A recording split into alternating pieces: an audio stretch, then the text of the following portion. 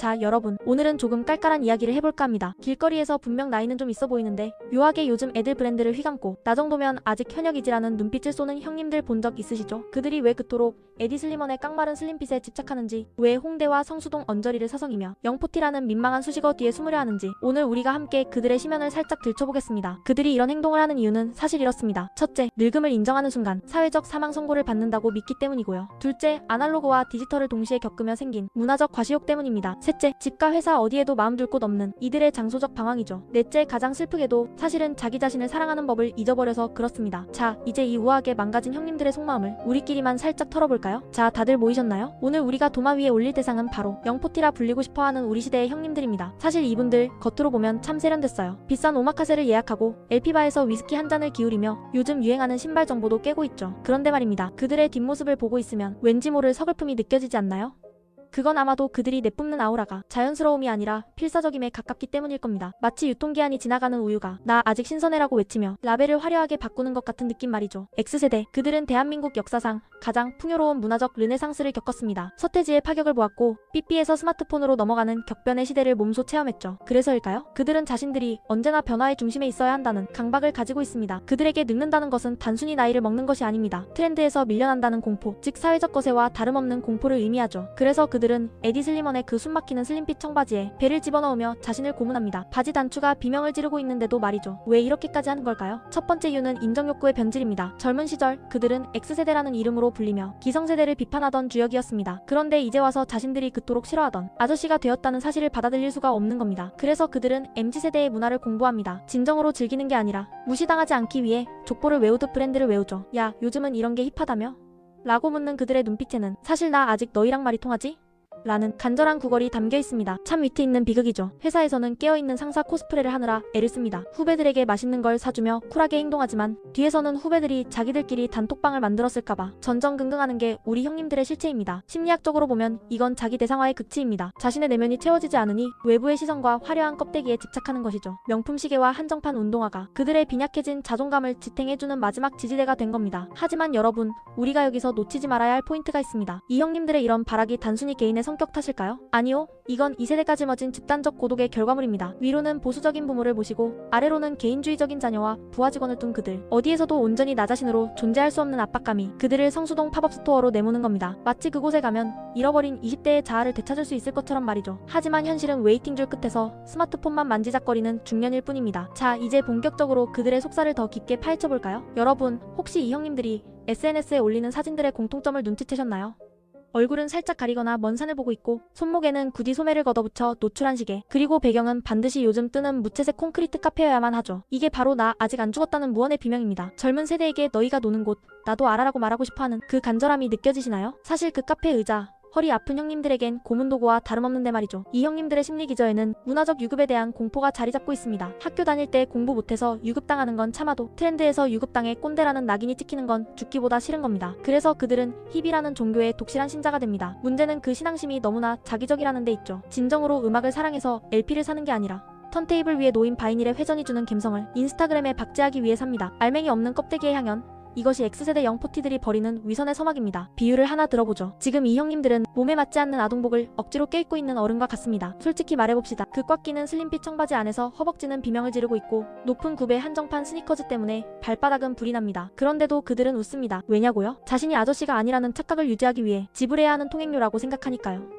이것은 패션이 아니라 일종의 생존투쟁에 가깝습니다. 심리학에서는 이를 자기 불일치라고 부릅니다. 자기가 되고 싶은 이상적 자아와 거울 속에 비친 실제적 자아 사이의 괴리가 너무 큰 겁니다. 이 간극을 메우기 위해 그들은 자본을 투입합니다. 명품 옷을 사고 비싼 피부과를 다니고 골프 대신 테니스를 시작하죠. 하지만 여러분도 알다시피 자본으로 산 젊음은 유효기간이 아주 짧습니다. 화장실 거울 앞에서 조명이 꺼지는 순간 그들은 다시 초라한 중년의 현실로 소환되니까요. 자, 그럼 이들이 왜 이렇게 젊음에 집착하게 되었는지 그 사회적 배경을 좀 털어볼까요? X세대는 대한민국에서 처음으로 나를 발견한 세대입니다. 그전 세대가 국가와 가족을 위해 희생했다면 이들은 나의 개성을 외쳤죠. 그런데 아이러니하게도 지금 나를 증명할 방법이 소비밖에 남지 않은 겁니다. 회사에서는 성과 압박에 시달리고 집에서는 돈 벌어오는 기계 취급받는 그들에게 유일한 탈출구는 나는 아직 감각이 살아있는 사람이다 라는 과시뿐입니다. 그래서 그들은 퇴근 후 성수동으로 한남동으로 달려갑니다. 집에 가기 싫은 마음을 힙한 장소 탐방으로 포장하면서 말이죠. 특히 이 형님들의 여성관이나 연애관을 보면 더 가관입니다. 나 정도면 말이 통하는 오빠지라는 근거 없는 자신감. 이게 바로 재앙의 시작입니다. 후배 여직원에게 슬쩍 요즘 유행하는 밈을 던지며 나 이거 안다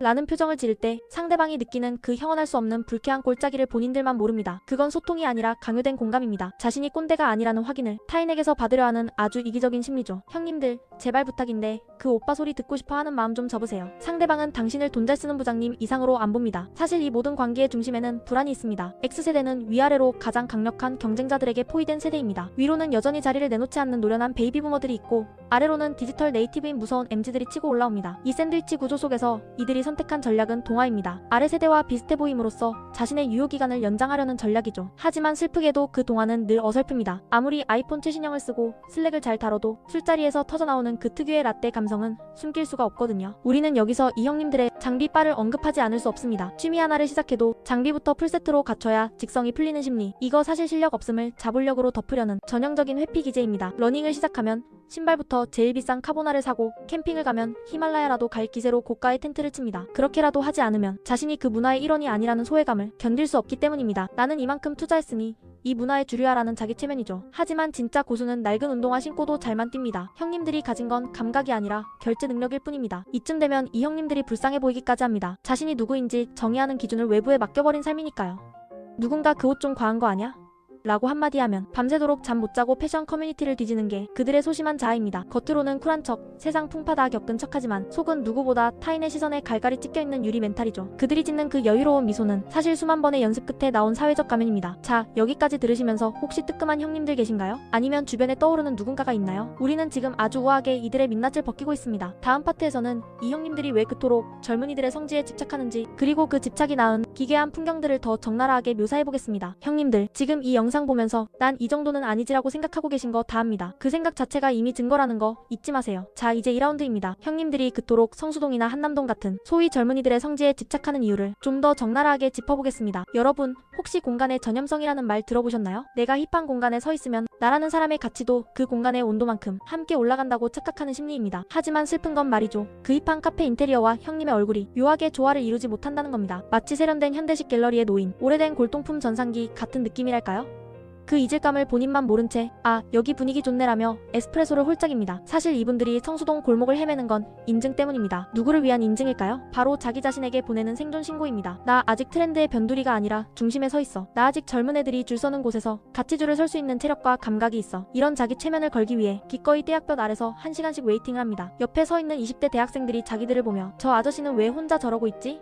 라고 생각할 거란 의심은 단 1초도 하지 않은 채로 말이죠. 그게 바로 영포티 특유의 선택적 인지 부조화입니다. 더 우픈 건 이들의 대화법입니다. 그 힙한 카페에 앉아 후배나 친구와 나누는 대화의 주제를 한번 가만히 들어보세요. 결국은 재테크 아니면 자식 교육 아니면 회사 상사 뒷담화가 대부분입니다. 겉모습은 캔버스와의 와이드 팬츠를 입고 있지만 입 밖으로 나오는 단어들은 지독하게 세속적이고 아재스럽죠. 공간은 2026년인데 영혼은 2000년대 초반 압구정동 오렌지족 시절에 멈춰 있습니다. 그 괴리감이 주변 사람들에게는 아주 투명하게 다 보이는데 본인들만 나 오늘 좀 폼 났지?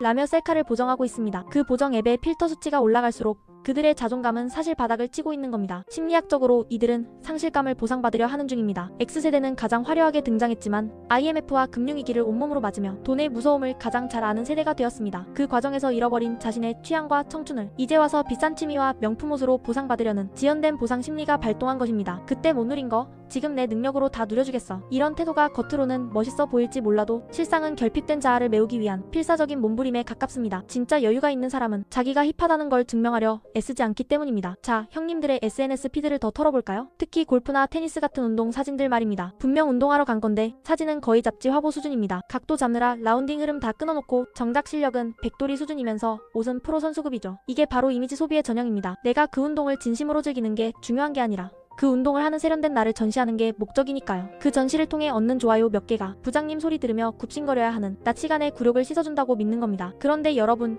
여기서 진짜 무서운 팩폭 하나 날려드릴까? 요즘 젊은 친구들은 이런 형님들을 힙하다고 생각하지 않습니다. 오히려 무섭다고 느낍니다. 자신들의 문화를 침범해서 자본력으로 싹쓸이해버리는 문화적 포식자처럼 보이기 때문입니다. 형님들이 나도 너희랑 똑같아라고 다가갈 때 그들은 제발 우리 영역에서 좀 나가주세요 라고 속으로 외칩니다. 세대 간의 소통을 원한다면서 정작 그들의 공간을 빼앗고 있는 모순. 이게 바로 영포티 형님들이 저지르는 가장 우아한 민폐입니다. 이들의 언어 세탁도 빼놓을 수 없습니다. 나 때는 말이야라는 노골적인 말 대신 내 생각엔 말이지 또는 요즘 트렌드에 따르면이라고 운을 뗍니다. 하지만 결론은 항상 똑같습니다. 그러니까 내 말이 맞지? 형식을 바꾼다고 내용이 바뀌지 않는데 본인들은 아주 민주적이고 깨어있는 줄 압니다. 이런 위선적 개방성이 주변 사람들을 더 피곤하게 만듭니다. 차라리 대놓고 꼰대짓을 하면 피하기라도 하지 쿨한 척하며 가스라이팅을 시전하니 도망갈 구멍도 없습니다. 이게 바로 심연의 시선이 포착한 X세대의 지독한 매너리즘입니다. 왜 그들은 아저씨라는 단어를 그토록 혐오할까요? 아저씨는 책임감 있고 나이가 들었으며 가족을 부양하는 듬직한 의미를 가진 단어인데 말이죠. 그들은 아저씨라는 단어에서 성적 매력의 상실을 잃습니다. 여전히 이성에게 어필하고 싶고 여전히 누군가의 오빠이고 싶은 욕망이 가득합니다. 그 욕망이 거세되는 순간 자신의 남성성이 끝난다고 믿는 겁니다. 그래서 그렇게 필사적으로 피부 관리를 하고 눈가주름에 보톡스를 맞습니다. 중년의 중후함보다는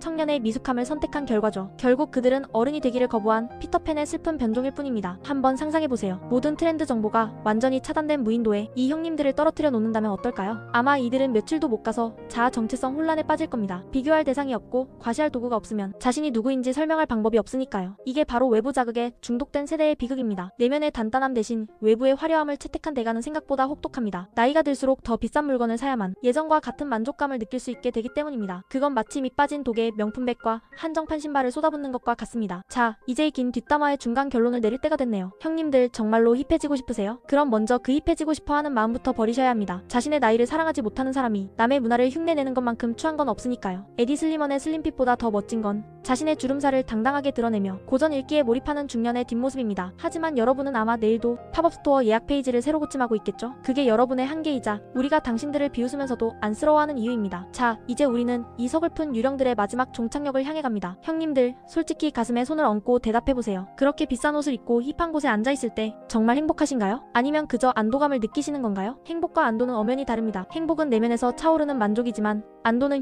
이번에도 도태되지 않았어라는 생존 확인일 뿐이죠. 여러분의 입질은 사실 즐거움이 아니라 숙제에 가깝습니다. 세상이 내준 젊음 유지라는 불가능한 숙제 말입니다. 이제 이 지독한 굴레에서 벗어날 우아한 지침을 좀 드려야겠네요. 첫 번째 솔루션입니다. 아저씨라는 단어와 기꺼이 화해하십시오. 아저씨는 부끄러운 이름이 아닙니다. 한 가정을 책임지고 사회의 허리를 지탱하며 세월의 풍파를 견뎌낸 훈장 같은 이름입니다. 억지로 오빠 소리를 들으려 애쓰는 순간 당신은 추한 중년이 되지만 품격 있는 아저씨가 되기로 마음먹는 순간 당신은 존경받는 어른이 됩니다. 슬림핏 청바지 대신 몸에 잘 맞는 테일러드 팬츠를 입으세요. 그게 훨씬 더 섹시합니다. 두 번째 지침입니다. 공부를 멈추고 사유를 시작하세요. 요즘 유행하는 브랜드, 신조어, 핫플레이스 그런 거 좀 모르면 어떻습니까? 오히려 그게 뭔데? 설명 좀 해줘라고 웃으며 물어볼 수 있는 여유가 진짜 힙한 겁니다. 아는 척하며 끼어드는 형님보다 자신의 무지를 담백하게 인정하고 후배의 이야기를 경청하는 형님이 100배는 더 멋있고 세련돼 보인다는 사실을 왜 모를까요? 감각은 흉내내는 것이 아니라 당신의 태도에서 자연스럽게 배어나오는 향기입니다. 세 번째입니다. 자본으로 감성을 사려하지 마세요. 한정판 스니커즈가 당신의 발걸음을 가볍게 해줄지는 몰라도 당신의 영혼까지 가볍게 해주지는 않습니다. 물건에 부여하는 의미를 줄이고 당신의 경험에 무게를 두세요.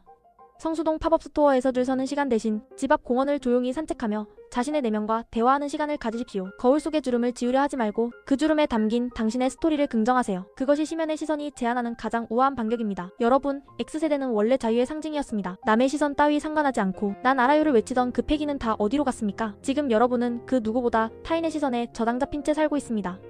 인스타그램의 하트 개수에 1위 1비하고 커뮤니티에 댓글 하나에 밤잠을 설치는 모습은 여러분이 그토록 비웃던 기성세대의 권위주의보다 더 초라해 보입니다. 다시 자유로워지세요. 그게 X세대가 가진 진짜 힘이었으니까요. 이제 철학적인 마무리를 해볼까 합니다. 니체는 아이가 되어야 한다고 말했습니다. 하지만 그건 나이값 못하고 젊은 척하라는 뜻이 아닙니다. 자신의 삶을 유희처럼 즐기되 스스로 새로운 가치를 창조하는 존재가 되라는 뜻이죠. 지금 영포티 형님들은 새로운 가치를 만드는 게 아니라 남이 만든 가치를 돈 주고 사서 자기 몸에 붙이고 있을 뿐입니다. 그건 아이가 아니라 미성숙한 어른아이일 뿐입니다. 진정한 유의는 남의 시선으로부터 완전히 해방될 때 시작됩니다. 우리가 오늘 이토록 아프게 팩폭을 날린 이유를 아시나요? 단순히 비웃기 위해서만이 아닙니다. 여러분이 가진 그 뜨거운 에너지가 엉뚱한 곳에 낭비되는 게 안타까워서입니다. 대한민국에서 가장 세련된 감각을 가졌던 세대가 단순히 젊어 보이고 싶다는 유치한 욕망에 갇혀서 그 깊이 있는 중년의 아름다움을 포기하는 게 너무나 아쉽기 때문입니다. 여러분은 더 근사해질 자격이 있습니다. 단 그 방식이 회춘이 아니라 성숙일 때 말이죠. 자, 이제 이 영상을 끄고 거울을 한번 보세요. 거기엔 트렌드를 쫓느라 숨가빠하는 노인이 있습니까? 아니면 자신의 세월을 우아하게 껴안은 한 남자가 있습니까? 만약 전자라면 지금 당장 그 불편한 신발부터 벗어던지세요. 그리고 당신에게 어울리는 진짜 삶의 속도를 찾으십시오. 힙한 곳에 일부러 가지 않아도 당신이 서 있는 그 자리가 당신의 깊이로 인해 자연스럽게 힙해지는 마법을 경험해 보시길 바랍니다. 심연의 시선은 항상 여러분의 가장 어두운 곳을 비춥니다. 오늘의 이야기가 누군가에게는 불쾌한 꼴짝이었겠지만 누군가에게는 새로운 삶의 이정표가 되었기를 바랍니다. 우리는 모두 늙습니다. 그것은 피할 수 없는 운명이죠. 하지만 어떻게 늙을 것인가는 철저히 우리의 선택입니다. 멋진 형님으로 남을 것인가? 아니면 불쌍한 영포티로 남을 것인가? 선택은 바로 당신의 몫입니다. 오늘의 뒷담화는 여기까지입니다. 이 영상이 불편하셨다면 당신은 아직 희망이 있는 겁니다. 진짜 구제불능은 이 영상을 보면서도 아, 역시 나는 저런 부류가 아니라서 다행이야 라며 또 다른 팝업 스토어 링크를 친구에게 공유하는 사람이니까요. 구독과 좋아요는 구걸하지 않겠습니다. 그럴 시간에 책 한 권 더 읽고 당신만의 심연을 가꾸세요. 지금까지 심연의 시선이었습니다.